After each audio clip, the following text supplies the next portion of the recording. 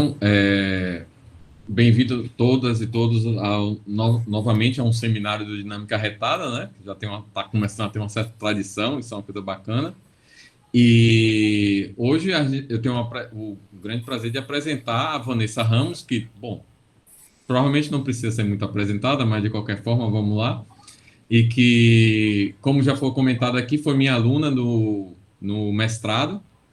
Então, aqui, e depois fez doutorado no INPA, né, com o Marcelo. Então, e agora está na Universidade Federal do Maranhão, lá, botando para cima o grupo de dinâmica lá. Então, é um grande prazer em apresentar a Vanessa, que hoje vai falar sobre estados de equilíbrios para potenciais hiperbólicos. Exatamente. Obrigada, Wilton. Boa tarde a todos, né, e a todas. Tá? Obrigada aos organizadores pelo convite em falar aqui no Seminário Dinâmica Retada. Esse seminário que é tão importante, né, para integrar as universidades do Nordeste e divulgar um pouco do trabalho que fazemos por aqui, né, em terras remotas, né, terras não tão remotas, né, estamos aqui unidas. Bom, eu vou falar então dos estados de equilíbrios associados a potenciais hiperbólicos. Vamos começar com a definição, né, desse objeto, do estado de equilíbrio. Consideremos então uma aplicação contínua, um espaço métrico compacto e uma função real contínua também, tá? Para que valha o princípio variacional. Ele nos dá, né, a relação entre pressão topológica e entropia métrica da transformação e a integral do potencial.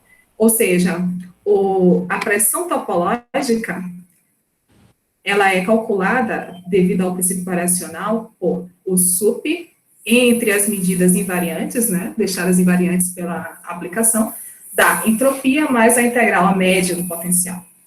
Ok, então, uma medida invariante será chamada estado de equilíbrio se ela maximiza, né, esse funcional.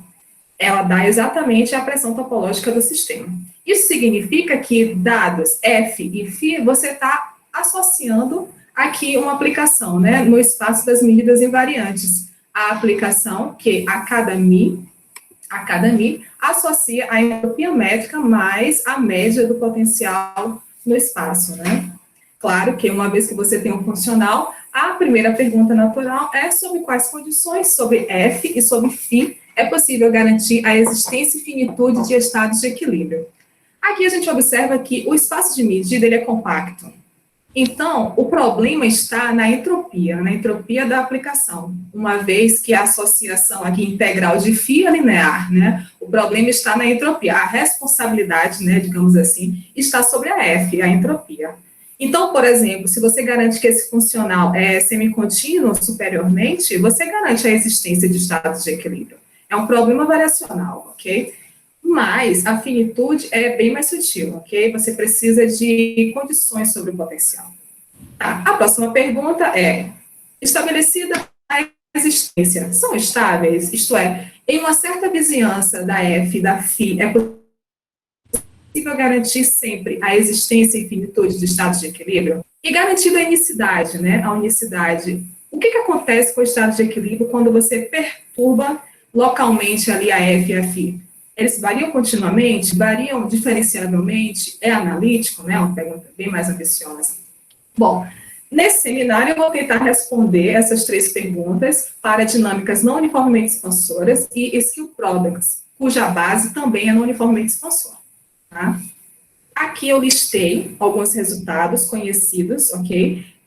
Para difeomorfismos uniformemente hiperbólicos e potenciais Hölder contínuos, sistemas, os shifts, né, com infinitos símbolos e potenciais com variação sumável, sistemas unidimensionais, potenciais com variação pequena, sistemas não uniformemente expansores e potenciais com oscilação pequena também, e, por fim, os sistemas facialmente hiperbólicos e alguma classe de potenciais, tá? Aqui eu deixei claro que é alguma classe porque é um problema ainda muito vasto, né, ainda muito promissor, porque alguns autores conseguiram resultados, mas muito particulares, tais como medida de máxima entropia, ou sistemas derivados de Anosov, ou potenciais que são constantes na fibra estável, ou skill products, né?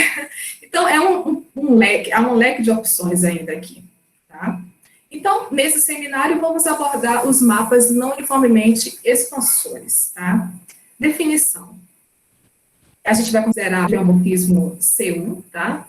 Definido numa variedade compacta, dado uma constante entre 0 e 1. Aqui é a definição de conjunto não uniformemente expansor, ou seja, F é não uniformemente expansora se existe um conjunto da variedade em que F se comporta da seguinte forma: todo ponto em sigma satisfaz o limisup da média de Birkhoff, né? A média de Birkhoff da função log da df menos 1 é limitada por log de sigma. E aqui a gente vai supor que está afastado do zero, tá bom? É limitada aqui log de sigma afastado de zero.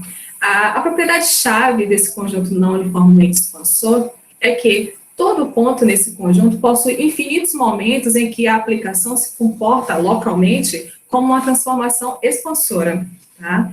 Só que essa propriedade é não uniforme, porque cada ponto precisa esperar o momento em que vê essa hiperbolicidade. E o potencial que adotaríamos aqui são os potenciais chamados hiperbólicos, que são aqueles que deixam a pressão topológica localizada nessa região não uniformemente expansora. Ou seja, um potencial é dito hiperbólico se a pressão do potencial está localizada na região não uniformemente expansora. Então, o primeiro resultado que nós temos é que, para esse tipo de sistema, né, um potencial hiperbólico associado a uma aplicação não uniformemente expansora, existe uma quantidade finita de estados de equilíbrio. Mas ainda, esse estado de todo ponto em sigma é denso na variedade. Uma maneira mais elegante, né, de dizer isso seria supor que a dinâmica é fortemente mixing, que quer dizer, para cada aberto da variedade, você encontra um iterado no qual a dinâmica leva esse aberto em toda a variedade. É uma maneira mais bonita de dizer, e também uma maneira mais simples de verificar, né, mais checável, do que observar se todo ponto de sigma tem pré-órbita densa. Okay? Então, a gente pode substituir aqui. Se F é fortemente mixing, então existe um único estado de equilíbrio. Quais são os exemplos, né, nessa classe de mapas? Bom, as transformações expansoras, você faz uma pequena deformação. Você considera uma aplicação expansora da variedade toda, pega um aberto, deforma, tipo uma bifurcação de Hopf, e você obtém ali uma aplicação não uniformemente expansora. Um exemplo mais sofisticado, estudado por vários autores, eu pontuei aqui apenas o Oliveira Viana e Varandas, mas outros autores estudaram, é que você considera um geomorfismo local e regiões, né, como o Paulo Varandas, né, que cita bastante, uma região boa e a região ruim, uma região em que você vê, né, expansão e uma região que não contrai tanto, ok? Aqueles que gostam de dinâmica unidimensional, por exemplo, o mapa Maneuver-Comor, né, está incluso nessa classe, ok? Esses tipos de sistemas satisfazem as nossas hipóteses. O potencial, nesse caso, tem variação pequena, tá? É possível mostrar que, quando o potencial tem sup de φ menos o ínfimo, isto é, a variação do potencial é controlável, esse controle depende do mapa, ok? Eu vou ter K aqui, mas depende do mapa. Potenciais com oscilação pequena, eles são hiperbólicos. Então, aqui você está no caso de mapas não uniformemente expansores associado a um potencial hiperbólico. Então, existe uma quantidade finita de estados de equilíbrio. E será único caso a aplicação é fortemente mixing. Vanessa, ok? Nesse enunciado do teorema com o Marcelo, essa pré-imagem, você considera todas as pré-imagens, todos os ramos? Dos pontos em sigma. Somente dos pontos em sigma. Pega um ponto em sigma e começa a pré-iterar ele de todas as maneiras. Isso. Então. Exatamente. Exatamente.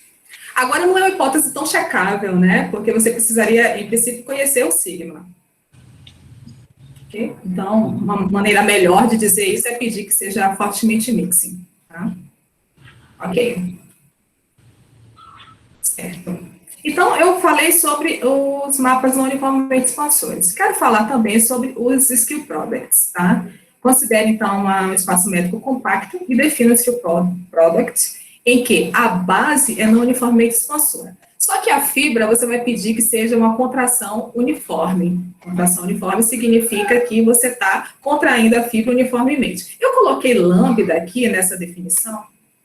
Eu coloquei lambda, mas poderia ser uma função lambda x, ok? Uma função lambda x controlada, tá? Por um certo fator lambda, ok? A contração não precisa ser a mesma em todo o espaço. Então, você tem aqui um skill product, né? A base, eu estou tentando selecionar, mas não consigo agora. A base, ela é não uniformemente expansora e a fibra é contração, contrativa, tá? Vamos assumir uma condição técnica, que faz toda a diferença, é que existe um ponto Y na fibra que é fixo por toda a aplicação da base, ok? Para todo X, a função fixa o mesmo. Aqui, de fato, a gente pode relaxar um pouco, caso o seu espaço N seja uma união finita de espaços, você pode pedir, então, que sejam diferentes pontos Y, né? Se você consegue decompor o N em uma união finita, tá? Aqui tem esse pequeno detalhe. Então, aqui a gente está tentando estender um pouco, né? A gente saiu da dinâmica não uniformemente expansora da base e colocamos uma contração na fibra, tá? Essa é a tentativa de chegar ao parcialmente hiperbólico, ok? Nesse caso, o potencial é dito hiperbólico, né? Aqui novamente vem hiperbólico, quando, novamente, a lógica do potencial está localizado na região não uniformemente expansora, tá? Da base, né? Claro, na fibra a gente tem contração. Então, recentemente, em um trabalho em conjunto com o Zé Alves, da Universidade do Porto, e a Jaqueline Siqueira, da UFRJ, nós conseguimos demonstrar que, para essa classe de skill products e potenciais hiperbólicos, nós temos também a finitude de estados de equilíbrio. E, mais uma vez, ele vai ser único se a dinâmica da base é fortemente mixing. Exemplos. Vocês conseguem me ouvir, né? Porque travou aqui, ao lado. Sim. Estamos Sim? vendo. Ok, tá bom. Obrigada. Sim. Que bom. Exemplos, né, desses skill products. Bom, é o skill product mais simples do mundo. Você coloca na base uma aplicação como aquelas não uniformemente expansoras, que eu citei, né? E na fibra você coloca uma contração uniforme, até lambda x está valendo, ok? É o exemplo mais simples do mundo, mas satisfaz as hipóteses do nosso teorema. Bom, o segundo exemplo, muito mais sofisticado, né, é a ferradura parcialmente hiperbólica, né, que foi introduzida por Dias, Orita, Rios e Sambarino. Eles consideram, nesse caso, um cubo em R3, olham aqui os paralelepípedos de altura 1/6, e a ideia é fazer a ferradura como a gente conhece, né? Mas aqui vai ser uma ferradura parcialmente hiperbólica. Eles encontram aqui F0, a dinâmica, no primeiro retângulo, tá?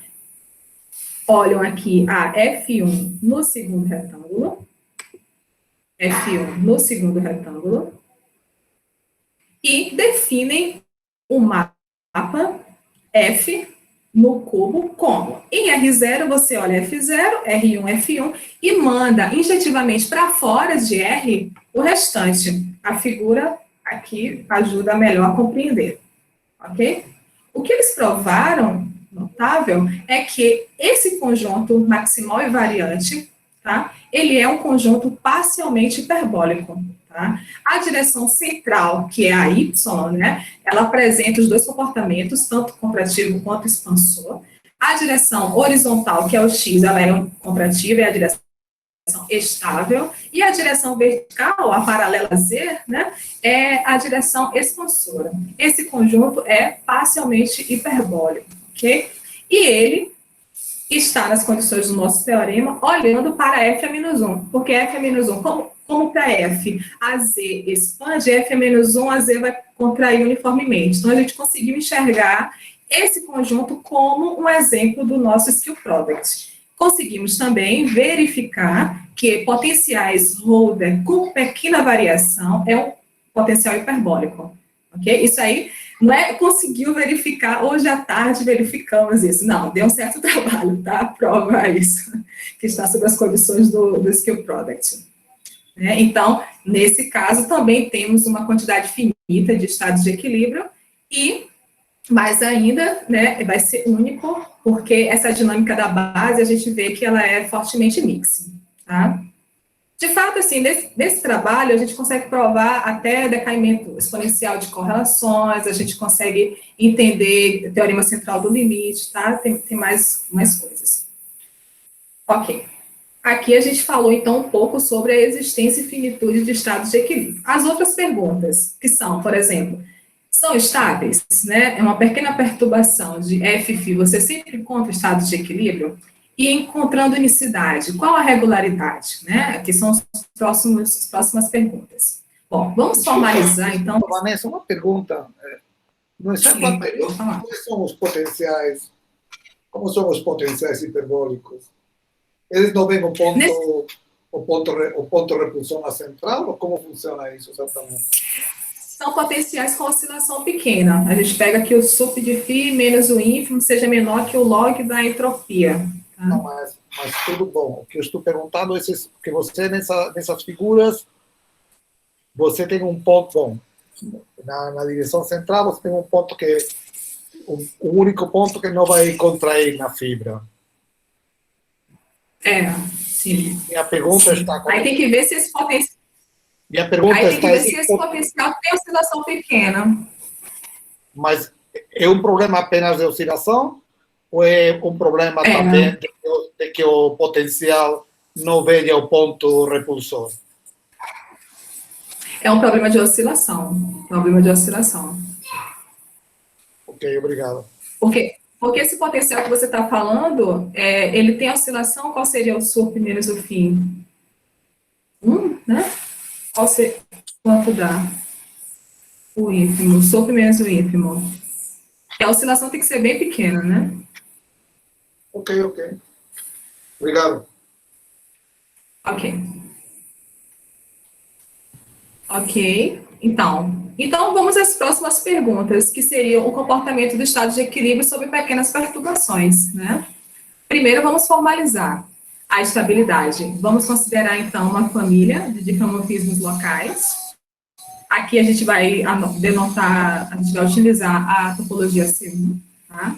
Para alfa, seja C alfa, o espaço dos potenciais Holder, né? Vanessa, me desculpe, deixa eu só, porque eu fiquei meio embaratinado com o contexto. Então, você está com um skill product e você está mostrando que, sob certas condições, primeiro, tem as medidas de máxima entropia, tem...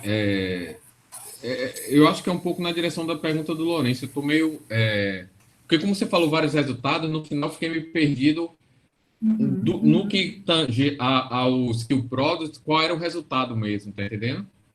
Ok, então, a gente tem a dinâmica Fzinho, não uniformemente fora, aí, sob condições de ter potencial hiperbólico, você tem finitude. Aí a gente passou para o skill product, né? Para o skill product também, a gente precisa que o potencial seja hiperbólico. Aí, no exemplo, né, que o Lourenço citou, que é a ferradura parcialmente hiperbólica, ali a gente precisa um ponto extra, que é oscilação pequena, tá? Por exemplo, zero, né, como você falou, unicidade de medida de máxima entropia. Certo, mas então assim, em geral, tipo, você está dizendo que em que contexto que a oscilação pequena implica em potencial hiperbólico? Esse é o problema, na verdade, esse é o problema. Eu gostaria de afirmar, assim, sempre, né, que potenciais de oscilação pequena implica hiperbolicidade. Isso é verdade nos exemplos, tá? Okay. Deformações na família de Oliveira-Viana, Varandas-Viana, na família da ferradura parcialmente hiperbólica, sempre temos oscilação pequena e implicar hiperbolicidade, mas eu não sei a resposta em geral. Por exemplo, dinâmicas unidimensionais, né? Tem uma outra condição de potencial hiperbólico. Lá implica que o expoente é positivo, né? Implica uma certa hiperbolicidade do potencial também. Mas eu não sei responder se, no geral, sempre oscilação pequena vai implicar hiperbolicidade. Vanessa, desculpa, da resposta que você fez para Wilton, Porque no caso que você está... Desculpa voltar ao caso da ferradura. Você, nesse caso particular, o conjunto de pontos que, digamos, se expande na direção central, você tem um único ponto que está sozinho, não brinca com ninguém, quer dizer, ele está totalmente isolado. Mas as técnicas de pequena variação permitiriam você, por exemplo, considerar pontos, casos em que você tem um conjunto maior de pontos com expoente positivo, porque se o problema é apenas a variação do potencial, em princípio, o que você está falando seria que bom, que sim. Sim, mas é verdade, né? Potenciais com oscilação pequena. Mas assim, tem que ser pequena. Por exemplo, se a gente pega a família T log da derivada, né? Para T igual, menos T log da derivada, para T igual a 1 já não vale, né? Porque a oscilação realmente tem que ser pequena. Mas depende apenas da oscilação. Tudo bom, obrigado. Eu acho que ainda não entendi muito bem todo, mas é minha falta. Não é... Tudo bem, obrigado. Porque, assim, a família, né, menos t log da derivada, para t igual a 1, você já não tem unicidade de estado de equilíbrio, né? Você tem uma bifurcação ali, né? Eu não sei qual é o parâmetro t correto, né? Tem que ser o t muito pequeno, a oscilação tem que ser pequena, mas depende somente da oscilação, com certeza. Você está falando, esse exemplo, o log da derivada... A ferradura. Na ferradura, no caso da ferradura. Na ferradura, na ferradura. Tá? Mas, exatamente, Vilton, assim, eu gostaria de afirmar que potenciais de oscilação pequena são hiperbólicos. Por exemplo, a Manéville-Pommot. Manéville-Pommot é outro problema. Menos o log da derivada já não tem unicidade de estado de equilíbrio. Tá? O potencial menos log da derivada não é hiperbólico. Ok?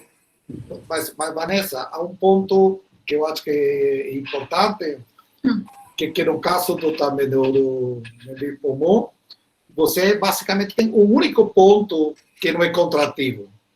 Ou seja, você, a parte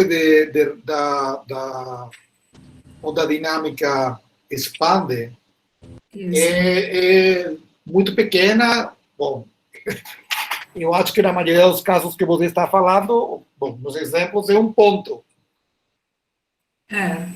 Não só isso, eu não estou querendo dizer que você está falando, mas são exemplos que você está falando que são a parte, digamos,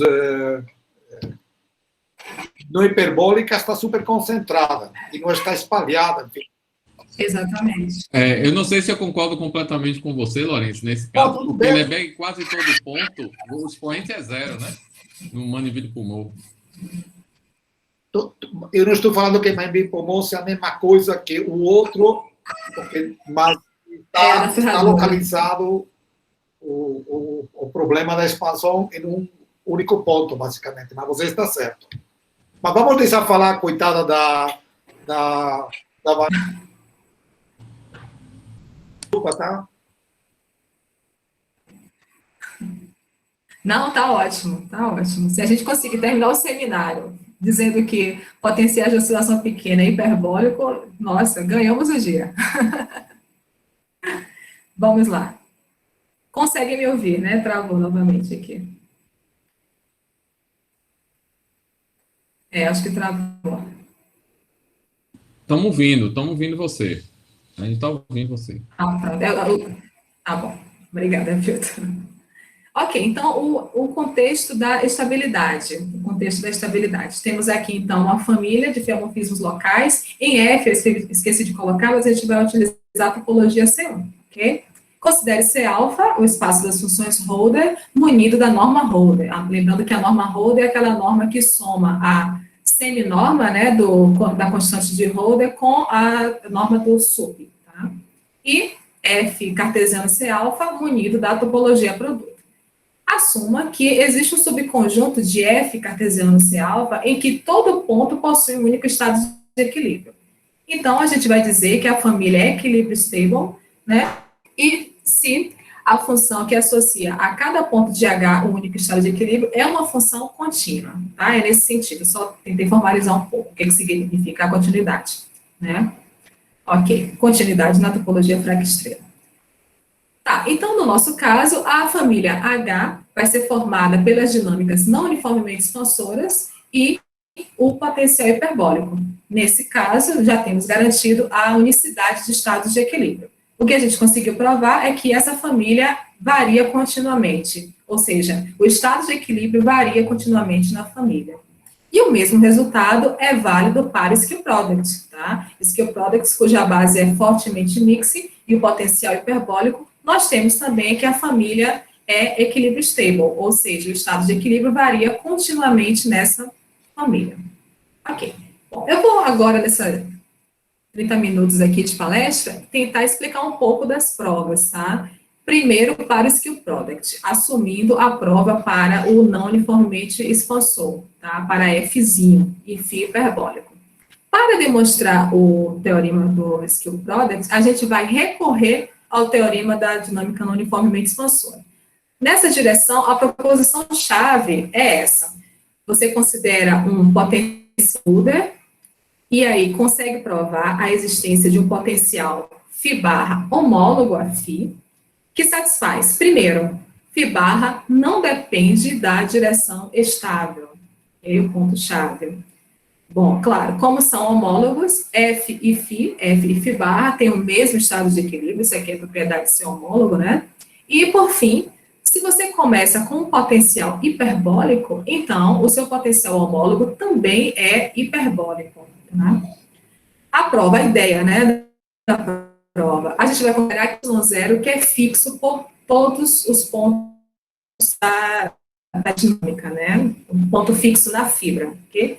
Esse ponto fixo, como há uma contração, faz com que essa função U, que é definida pela série, né, de φ composto com FJ, os iterados de XY menos φ no iterado de XY0. Como todo ponto XY vai convergir exponencialmente para XY0, essa contração faz com que U seja uma função contínua bem definida, tá? Uma vez bem definida essa função U, a gente pode tomar, então, o potencial homólogo. Tá? Φ barra é φ menos U mais U composto com F. Por definição, φ barra é essa função. Fazendo a continha, você observa que φ barra é, na verdade, φ em x, y0. E, portanto, é claro que φ barra é holder e não depende da direção estável.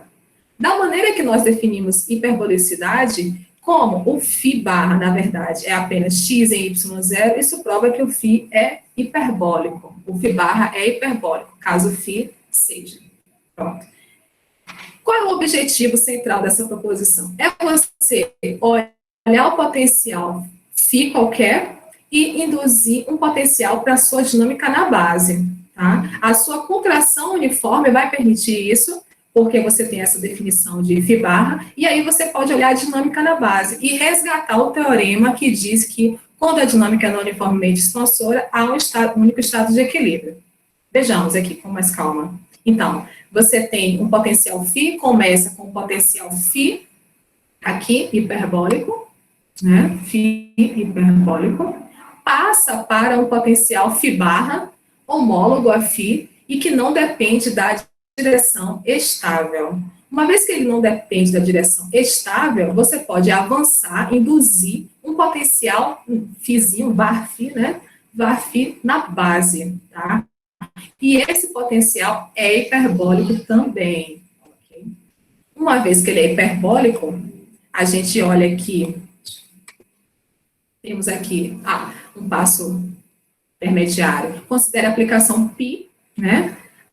A aplicação π, que é a projeção sobre M, a gente observa que φ barra é, na verdade, φ composto com π. Tudo isso para você conseguir relacionar o seu skill product, F, grande, né, com a Fzinho da base. Você está tentando entender o seu skill product a partir da dinâmica da base. E isso só vai ser possível porque você tem uma contração uniforme na fibra. Tá?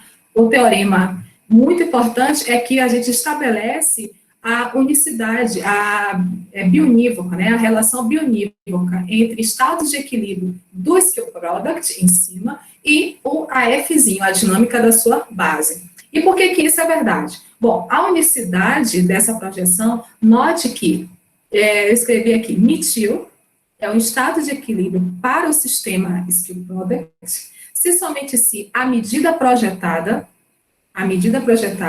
é um estado de equilíbrio para a dinâmica da base, tá? A unicidade vem do fato da dinâmica na fibra ser uma contração uniforme, né? Uma vez que, se você tem duas medidas em cima projetando na mesma, como a medida embaixo ela é ergódica, ela vai ter que enxergar a projeção das bacias de atração, né? Vai enxergar e vai dar um peso total. Peso total significa que as bacias vão se intersectar, e bacias de medidas ergódicas não podem se intersectar. Portanto, existe essa unicidade, né? E por que que vai ser estado de equilíbrio? Ora, você tem o product em cima e você tem a dinâmica na base. A gente sabe que, por uma semiconjugação, a pressão topológica embaixo do sistema embaixo é sempre menor ou igual que a pressão topológica do sistema em cima.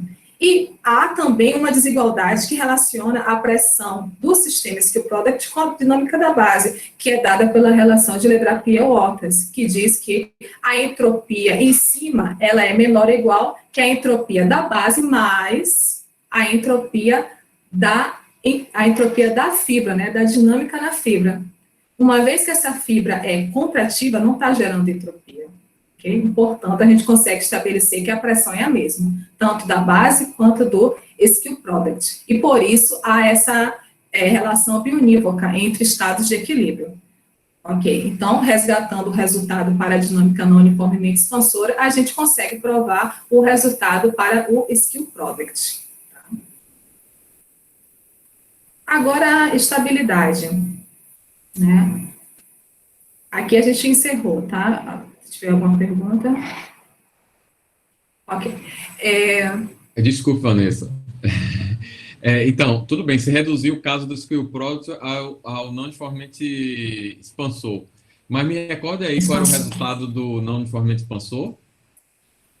Não uniformemente expansor com potencial hiperbólico, tem uma quantidade finita e vai ser único se a base for mixing. Obrigado, valeu. Ok, exatamente.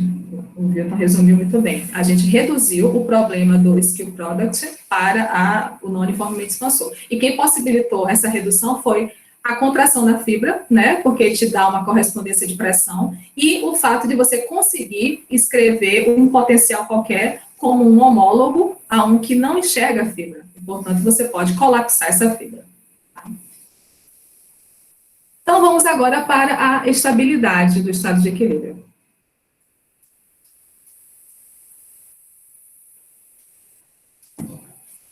Então, considere aqui uma família FFI, em que F é fortemente mix e Φ é hiperbólico. Então, existe um único estado de equilíbrio. O que a gente quer provar é que a família é estável, ou seja, que o estado de equilíbrio varia continuamente nessa família.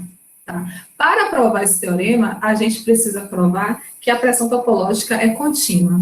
Na verdade, é um corolário, o teorema em que o estado de equilíbrio varia continuamente é um corolário do fato da pressão topológica variar continuamente. Eu não vou demonstrar aqui que a pressão varia continuamente, mas eu quero citar os ingredientes. O primeiro deles é que, para esse tipo de sistema, né, a aplicação não uniformemente expansora com potencial hiperbólica, vale que a pressão topológica é o logaritmo do raio espectral do operador de transferência, tá? É uma conta, mas vale esse resultado. Esse operador varia continuamente no espaço das observáveis Rhodes, munido da topologia C0, e o raio espectral, ele é um alto valor real isolado. Okay? Eu não estou dizendo que tem o gap espectral, seria muito bom se fosse verdade, ou se a gente conseguisse provar que vale o gap espectral somente quando o potencial é hiperbólico, mas não sabemos isso. O que eu estou dizendo é que o raio espectral é um alto valor isolado. Vanessa, nesse caso ainda também é possível provar que é Rhodes contínuo ou só contínuo? Contínuo, somente contínuo. Somente contínuo. Para obter esses resultados mais finos, aí sim a gente precisa de mais hipóteses sobre o potencial, que seja variação pequena, por exemplo. Pronto. Então, vamos assumir a pressão topológica é contínua. A partir disso, vamos derivar a continuidade do estado de equilíbrio. Então, considere uma sequência em H convergindo para Fφ. Para cada N, você pode considerar o estado de equilíbrio Fn, tá? Você pode considerar porque em H todo mundo tem estado de equilíbrio, único, né? Estado de equilíbrio. Tome um ponto de acumulação. Queremos que esse ponto de acumulação seja um estado de equilíbrio para Fφ. O ponto crucial aqui é que existe uma cobertura finita que tem bordo zero, sob o ponto de vista do ponto de acumulação, ok? Medida do bordo zero, e que essa partição ela é geradora para o sistema Fn-μn. Por que isso é verdade? Bom, essas medidas μn, elas são medidas expansoras, tá? São medidas que dão peso total para o conjunto não uniformemente expansor. Então, devido àquelas técnicas de tempos hiperbólicos e tal, você pode garantir que a partição com bolas pequenas, né, de raio delta ligado ao tempo hiperbólico, ela é uma partição geradora, uma vez que o diâmetro da partição tende para zero. Tá? Daí, a gente usa a continuidade da pressão e o teorema de Kolmogorov-Sinai. Vejam, essa primeira igualdade aqui, a gente está usando que a pressão é contínua, tá? A pressão de Fn converge para a pressão de Fφ. μn é estado de equilíbrio, então vale essa segunda igualdade. Aqui vem o Kolmogorov-Sinai. Como a partição é geradora, tá? Você olha que o limite das entropias é menor ou igual que a entropia do ponto de acumulação. Então, você acabou de obter que a pressão topológica de Fφ é menor ou igual que a entropia de μ0 mais a integral de φ de μ. Logo, essa μ0 é um estado de equilíbrio para Fφ, o que prova a estabilidade da família H, com mapas não uniformemente expansores. Aí, novamente, provar a estabilidade para o skill product é reduzir o seu problema para a dinâmica da base. Tá? Considere, então, um ponto de acumulação, né, na família G, F0, Φ0, topologia produto. Aí, a gente considera o potencial homólogo. Esse potencial homólogo gera o potencial para a dinâmica na base. Tá?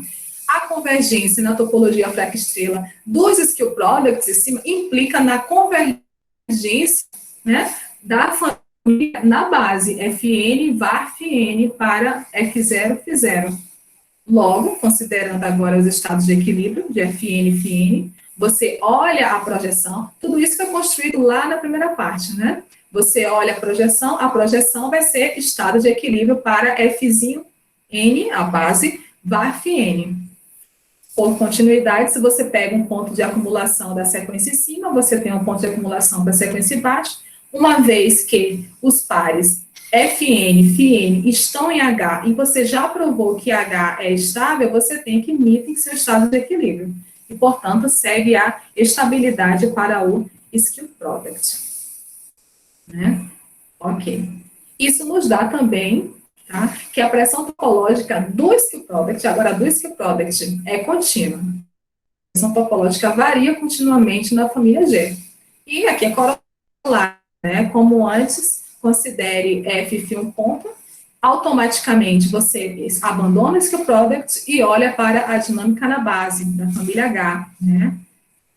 Considerando que a pressão é igual, essa conta também foi da primeira parte, né? A pressão de Fφ do skill product com a φ inicial é igual à pressão do seu induzido, e como em H a família, né, no uniformemente expansor, a pressão é contínua, implica na continuidade do skill product também.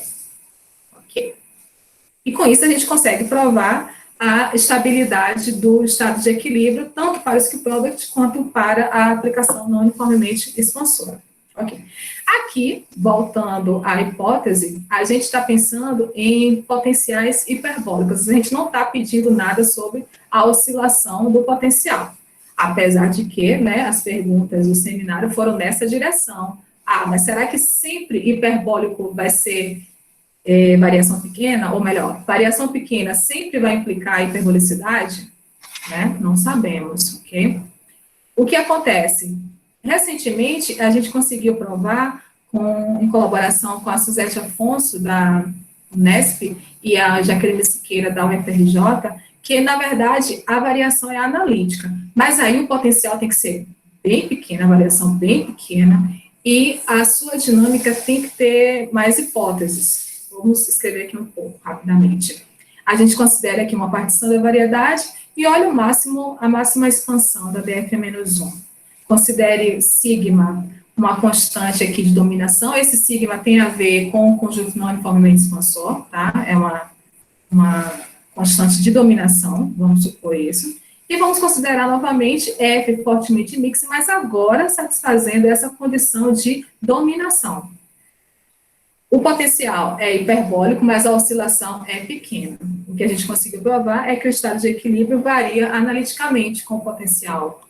Esse estado de equilíbrio também tem boas propriedades estatísticas. Ele tem o decaimento de correlações dele é exponencial e ainda satisfaz o teorema central do limite.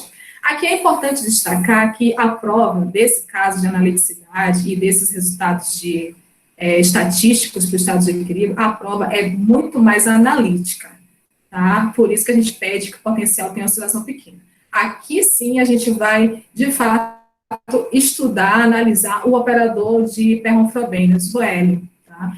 Nesse caso, a gente consegue provar que há o gap espectral. E aí, essas propriedades são basicamente consequências, né, do fato do operador ter o gap espectral. Lá no início, não. A gente não analisa o operador de Perron-Frobenius, porque a gente não tem muito controle sobre a variação do potencial. A gente tem apenas a hipótese de que ele é hiperbólico.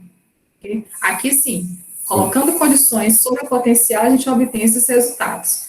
E aí, o mesmo... Ô, Vanessa, agora eu fiquei na dúvida. Porque é o seguinte, você está falando de dinâmica não uniformemente hiperbólica, expansora. Bom, e o skill prod associado. Mas aí eu acho que talvez você esteja considerando alguma hipótese adicional, porque se o tempo de você ver a expansão, mesmo que Lebesgue quase todo ponto, se esse tempo de ver a expansão não for muito rápido, ou seja, a cauda por exemplo, do primeiro tempo hiperbólico não for exponencial, você não vai ter decaimento exponencial de correlação. Como é que... Quer dizer, eu acho que você simplificou aí eu me perdi novamente no contexto, entendeu? Qual foi a pergunta? Nesse caso, a F é tipo a região boa e a região ruim, tá? Você tem aqui uma hipótese de dominação, tá? Certo. E o potencial, aí sim tem que ter variação pequena, porque a gente vai analisar aquele operador de Perron-Frobenius que fica gigante, e no final tudo depende da variação, né, do potencial. Não, certo. Aí, não, ou seja, aí você está em uma dinâmica que já de cara você sabe que a cauda do tempos hiperbólicos é exponencial. Exatamente. Vanessa? Sim.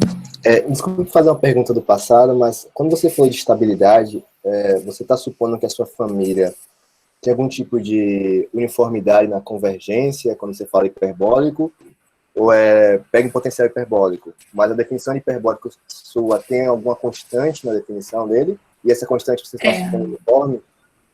Isso, exatamente. Então, assim, quando a gente olha a família, em princípio, a gente tem dois problemas aqui. Primeiro, a gente pega na família a topologia C1, então as dinâmicas estão todas próximas nessa topologia, tá? E os potenciais hiperbólicos, a gente consegue provar que, para uma vizinhança muito pequena, há ainda essa hiperbolicidade, porque essa hiperbolicidade, no fundo, está dependendo lá da dinâmica F, tá? E é possível provar que você tem uma dinâmica não uniformemente expansora. Para um aberto bem pequeno, ali todo mundo é não uniformemente expansor. Okay?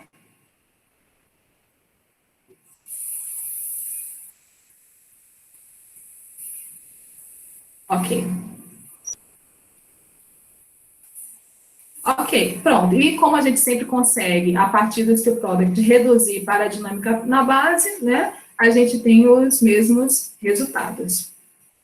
Pronto. Então, era isso que eu queria falar para vocês, tá? Muito obrigada.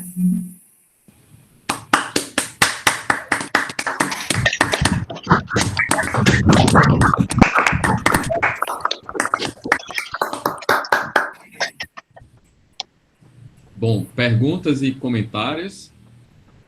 Eu tenho uma pergunta. Manda ver, Thiago. Você falou que você tem uma variação contínua do estado de equilíbrio, né? Você está colocando topologia fraca estrela, não é isso? Isso. Mas você sabe se é verdade ou não, se varia continuamente, você olhando o estado de equilíbrio como um funcional, por exemplo, um funcional nas holders, alguma coisa do gênero? Bom, aí não sei, Thiago. Note que varia continuamente. Tá, você está falando do analiticamente ou continuamente, né? Pensando nos dois casos. No analiticamente eu acredito mais, mas mesmo no continuamente, você acha que tem chance? É porque, assim, o analiticamente, note que é só sobre o potencial, tá? De fato, sobre a dinâmica, a gente não tem esse resultado, a gente nem diferencial já tem. Ok? E no caso você perturba a dinâmica, você acha que tem chance de dar contínuo, pelo menos, como funcional? Como um funcional, você está querendo mudar a topologia, né? Não vai dar, né? Porque vai ser na topologia o quê? Forte? É porque, assim, quando você, no contexto tipo o Castro, Varandas, no trabalho também, a gente prova que, por exemplo, no Manevir e Pumor, aquela medida de massentropia varia diferenciavelmente com respeito à dinâmica. A dinâmica, sim. Você olhando a medida como um funcional. Isso é mais forte que a topologia fraca estrela. Mas aí você tem que usar gap espectral uniforme, uma série de outras coisas. Exatamente. Então, por isso que eu estava perguntando. Você acha que você consegue chegar até lá, como nesse contexto? Não sei, Thiago. Não sei te responder se é possível chegar, porque é bem mais forte, né? Você está olhando como funcional, você precisa ter um controle meio que uniforme sobre a dinâmica, sobre o operador de Perron-Frobenius, né? Não sei. Teria que pensar com calma. Uma outra pergunta é a seguinte: teve uma proposição que você falou que você reduz para o caso não uniformemente expansor, não foi? Resolve uma equação homológica. Mas como é que depende essa redução que você faz em relação à dinâmica, vamos dizer assim, ou em relação ao potencial, entendeu? Porque para cada potencial você reduz, mas suponha que você perturba a dinâmica e o potencial. Como é que essa redução se dá? Ou seja, será que ao variar no mundo do skill product, de uma certa maneira, você varia continuamente essa redução que você faz, entendeu? Você viu que quando a gente reduz, é bem explícito, né, qual é a função. A função está dependendo do potencial e, na verdade, o homólogo é simplesmente o potencial avaliado no ponto. Isso por causa do skill product, né? Então, eu acredito que sim, né, vai herdar essas propriedades. Mesmo quando perturba a dinâmica. Sim, porque você está olhando os iterados para frente. Mas, a Vanessa? Sim. Nessa redução, como se eu me lembro corretamente, entra necessariamente a alta continuidade do potencial. Então, creio que se você faz uma perturbação contínua apenas, isso não dá certo. Eu acho que você precisa ficar na mesma classe. Sim. Certo. Ficar na mesma classe, né?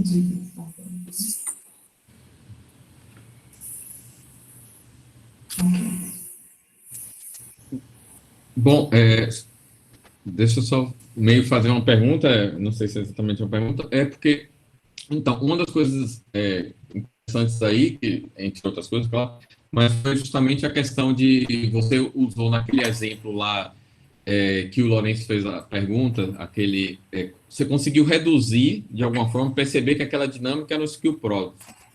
Isso. Certo? Com as fibras contrativas dentro desse contexto e aplicar a sua teoria, certo? Exatamente.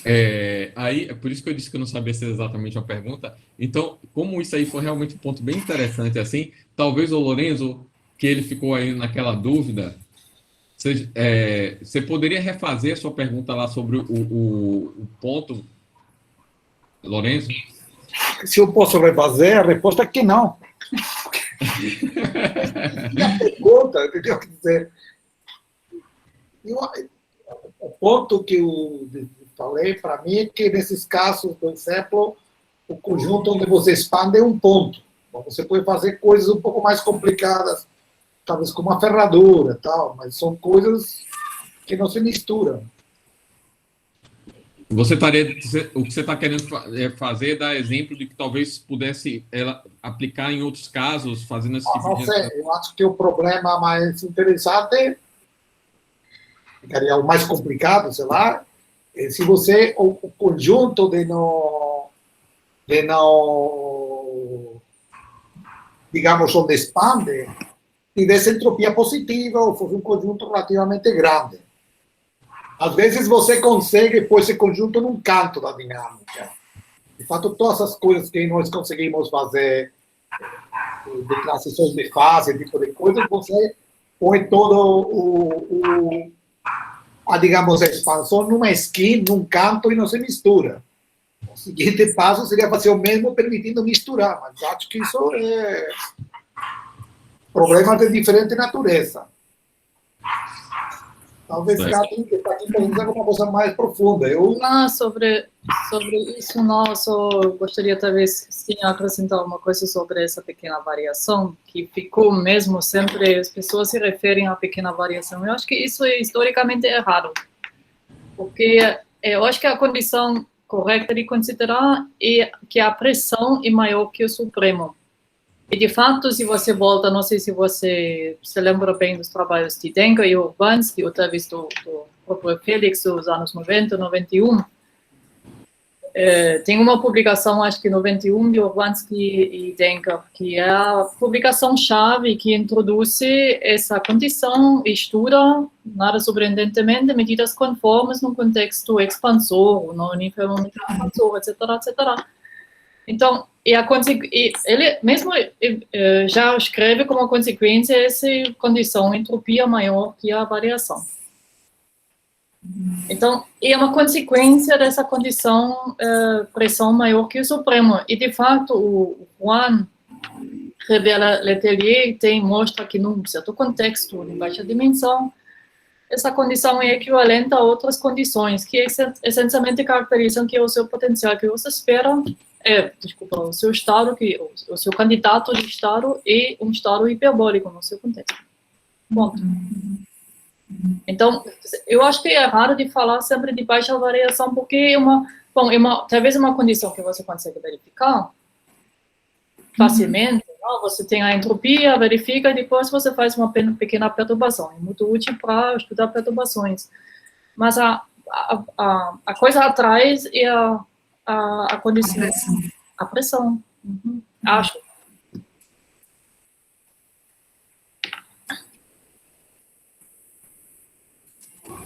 Bom, mais comentários ou perguntas? Eu queria só fazer um comentário, Vanessa, a respeito da pergunta do Thiago. Tem um trabalho recente do Klockner, que ele trabalha com algumas skill products e faz uma teoria de operador de Roelle para esses tipos de dinâmica não hiperbólica, um pouco semelhante ao que você está fazendo. E lá ele consegue provar continuidade com respeito à norma de Wasserstein, usando só estimativas de continuidade do operador dual. Talvez pareça a pena olhar um pouquinho se o resultado deles puderem te ajudar para estender, por caso, para continuidade de Wasserstein, talvez. Obrigado. Os autores? Obrigado. Eu acho que é só o Benoit Klockner. O Klockner, né? Acho que é 2020. Pode escrever no chat, que eu não estou conseguindo. Claro, claro. Obrigado, desculpa. As obras no prédio, sabe? Feita desculpa. O Benoit, né? O Benoit Klockner. Isso. Vanessa, nesse primeiro teorema que tu falou, tu tem uma base, tu tem uma coisa contrativa aqui, né? E aí tu faz essa hipótese de que tem um mesmo ponto, quer dizer, tem um gráfico aqui totalmente de pontos fixos. Na verdade, é um gráfico invariante, né? Porque tu está com dinâmica aqui embaixo. Mas você, de modo geral, só em ter ações contrativas nas fibras, você não vai ter um gráfico invariante, e aí a dinâmica que você está interessada é conjugada à dinâmica que você sabe tratar, que é um gráfico... Quando é de feomorfismos, né, de fato, assim, né, o recorrente é um gráfico, né, mas quando é um de feomorfismo local, acho que nem sempre acontece isso. de contração uniforme implicar no núcleo recorrente é um gráfico. Difeomorfismo, sim. Difeomorfismo, sim. Mas difeomorfismo local, não, porque tem muitos ramos, né? Então, acho que não implica sempre, não, que é um gráfico. Mas, de fato, assim, a prova pode ir nesse caminho, porque a gente pega o difeomorfismo local e olha a sua extensão natural. Aí, na extensão natural, aí sim você tem um homeomorfismo, né? E aí sim você tem que o conjunto recorrente é um gráfico. Se é um gráfico, você sempre vai poder reduzir, né? Você pode abandonar o produto para sempre olhar a base. Agora, lembrando, essa era uma tentativa, né, inicial de estudar o parcialmente hiperbólico. Porque qual é, basicamente, a diferença? O que está acontecendo, né? Se você sempre tem o parcialmente hiperbólico e você pode colapsar, né, você sempre consegue escrever esse potencial homólogo abandonando a sua parte contrativa, né? Só que você não sabe como é a variação, né? Você não sabe se o potencial holder vai ser sempre colapsado no potencial holder, e isso não é verdade, né? Seria bom nesse sentido. Aqui no Skill Product não, porque a cara da aplicação, ela é mais explícita, né? A sua aplicação 1 te dá origem a fizinho, né? Então, tá mais simples. Mas no parcialmente hiperbólico qualquer, não sabe. Esse é o grande problema, né? Passar de uma dinâmica. Porque o shift, inicialmente, é assim, né? Você tem o shift bilateral, faz a partir dessa homologia, abandona ele e olha só a parte expansora. E recupera todo o formalismo termodinâmico para a parte expansora. Né? A ideia maravilhosa seria se a gente conseguisse fazer isso com parcialmente hiperbólico, sempre reduzir o caso hiperbólico, né? Abandonando a direção central, por exemplo.